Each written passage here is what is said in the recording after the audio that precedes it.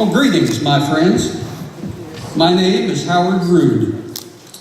I doubt that many of you know me, as your image of the West in 1877 contains Indians, cowboys, and much drama and excitement. I'm a simple man, and I wish to set your record straight. Let me say to begin with that homesteading is dirty work, tedious work, boring work. Some of you may be familiar with a family in southern Kansas called Ingalls, and a daughter named Laura who wrote a book called Little House on the Prairie. Well, let me tell you now, sweet little Laura, at the very least, played fast and loose with the truth. I also wrote a book, and in 247 pages, I tell you the real story. I left Bethlehem, Pennsylvania on Monday, March 12, 1877, leaving behind my parents, a younger sister, and 2 younger brothers.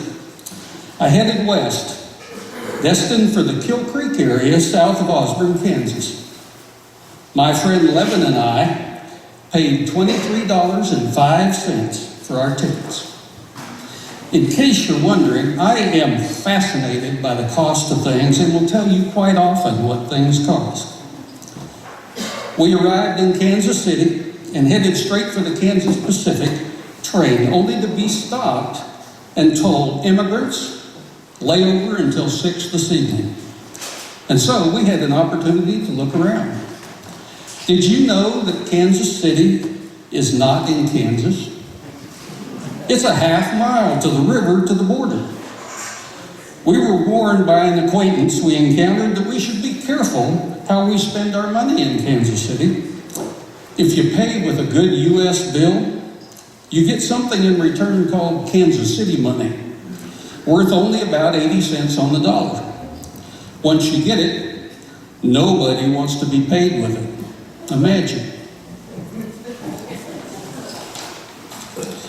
We low boarded the train at 6 o'clock and traveled that half mile to the border, where we stopped while freight and cattle cars were sighted.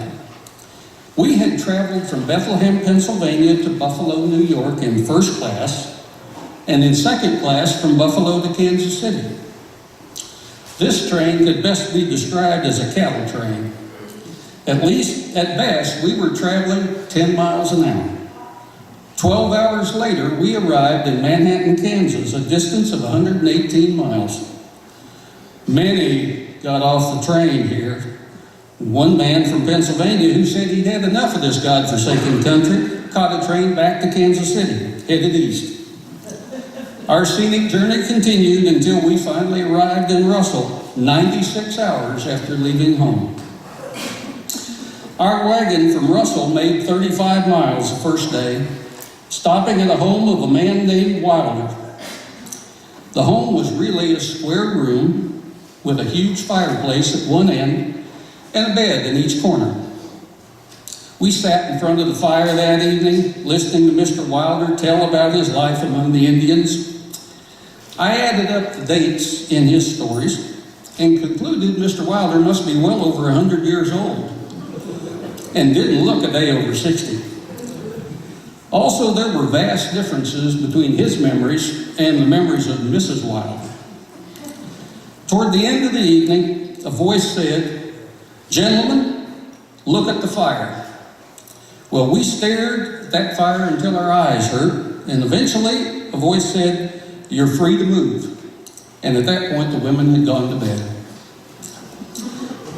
Arriving in Osborne, I secured a day job at the newspaper for 1 day a week. They pay only $1.60 a day, but any money helps. We headed to Kill Creek to secure our claims, and we're back in Osborne to file on them. These claims require one to live there for 5 years, 2 of which can be on or off the land, and to make improvements within 5 months. By now, it is March 22nd, 10 days after leaving Bethlehem. Oh, by the way, I bought a new pair of overalls for $1. Spent the night. Next 7 days, digging a hole for my dugout, 10 feet by 14 feet, 4 feet deep at one end and 5 feet deep at the back. Eventually, it will have sod walls added to raise it up to 8 feet tall, sorghum stalks laid over the rafters and then covered with a sod roof. The finishing out took another 7 days and help from the neighbors. Figured out the cost, not counting the unpaid labor, which I returned in kind, at $10.05, including enough firewood to last through the summer. Once I got a fireplace built and could cook a little bit, I spent a little more time at the dugout. My regular bill of fare was ham and beans with a little cold mush. How little can a man live on? Well, half a pound of ham for 5 cents, 1 ounce of beans for 3/8 of a cent, 5 3/8 cents for a meal. I have a hard time with meat flies, though, and I'm constantly picking their eggs off of the ham. I buy bread sometimes from a neighbor, and that's better than winning the lottery. Much of my time is spent trading with others and trying to save a few dollars. When in Osborne, I stay at the Reasoners. Hard work is good for me, and my appetite particularly. Breakfast at the Reasoners was a half pound of steak, plate of potatoes, 5 eggs, 2 slices of bread, a slice of cake, and 2 ginger cakes, washed down with 2 cups of coffee. Of course, most people don't drink regular coffee out here. Coffee berries are 40 to 60 cents a pound, well beyond most means. Rye coffee is the most common, parched brown or black, depending on whether you want strong or mild, and then flavored with something called coffee essence. This is a hard paste, probably bran or molasses, that is dissolved in the coffee. When rye is not available, wheat is used, highly inferior. This life is hard on clothing. I no longer wear underwear since April, and socks have also been discarded.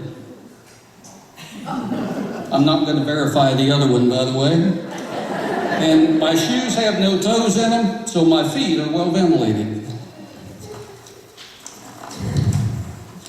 Sundays are a day of rest, but you can get into any store. There's no churches in town yet to be offended by this. Mosquitoes are terrible out here. After a rain, thousands will attach to you as you walk. They bite through an ordinary shirt. You need to wear one that's thick and loose. Rumor has it an old man had a dozen on his back and they carried him up into a tree. One of the worst things about dugout living are the bed bugs and the fleas. The bugs are so thick you could scoop them up by the spoonful. One friend swore they actually carried him out of bed, waking him when they tried to push him through the wall. So this is a fascinating set of facts that we've gone through and representative of the life of a homesteader. It was a mixture of days and weeks of boring routine, mixed with moments of high drama. The driving forces were the weather, too hot, too dry, too stormy, and Mother Nature. Too many bugs, cantankerous animals, snakes. Howard Reude was born in Bethlehem, Pennsylvania on June 25th, 1854, and was 23 when he started his journey to Kansas. As I mentioned earlier, he started working at the Osborne County Farmer shortly after arriving here, and continued working there until his final days on earth. Howard never married, a bachelor for life, and was known by his community for his devotion to duty, his loyalty to his friends, and his unwavering fidelity and integrity. Howard passed away on April 9th, 1925, from the lingering and insidious effects of a severe cold. The book I mentioned, Sod House Days, is a sharing of letters Howard wrote home to his mother almost every day for 2 years. In 1928, John Ives was in Osborne conducting research for his book, Sod and Stubble, and was shown the letters by Howard's sister Ruth. He took the letters, combined them with some of the newspaper articles Howard had put in the Farmer, and had them published as Sod House Days, Letters from a Kansas Homesteader, 1877 to 1878. And this was done in 1937. It's still in print after 75 years. Both Sod House Days and Ives's own Sod and Stubble were considered to be two of the finest literary works on the homesteading life on the Great Plains. It is for this reason Osborne County is known as the homestead literature capital of Kansas. Thank you very much.